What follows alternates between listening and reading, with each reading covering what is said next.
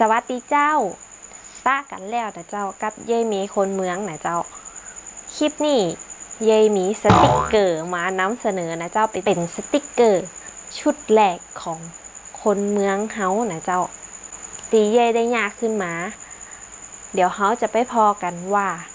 สติกเกอร์นั่นเป็นจะไดแล้วก็แปลว่าอย่างนะเจ้าสติกเกอร์นี่เย่อ้างอิงมาจากกำเมือง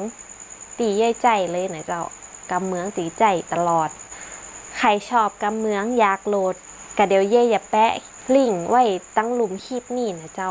ก็ไปโหลดได้ใน LINE Store นะเจ้าไปเริ่มตัวแรกกันเลยนะเจ้าตัวแรกก็คือสวัสดีเจ้าแปลว่า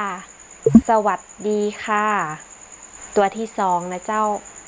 ชื่ออย่างเจ้าแปลว่าชื่ออะไรคะตัวที่สามสบายดีก่อ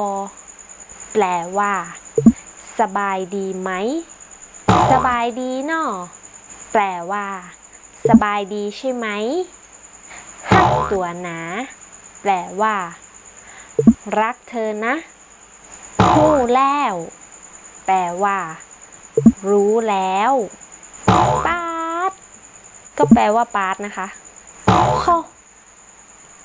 แปลว่าโถน่าหักมาใจแปลว่าน่ารักจังไปตังใดมาแปลว่าไปที่ไหนมาขอกอดเจมนะแปลว่าขอกอดหน่อยสิยินดีจัดนักเจ้าแปลว่าขอบคุณมากๆสุมาเตอร์เจ้าแปลว่าขอโทษนะคะกำนะแปลว่าเดี๋ยวก่อนว่าไปนะแปลว่าพูดไปเรื่อยฮึคำนี้เป็นคำอุทานนะคะแปลว่าใช่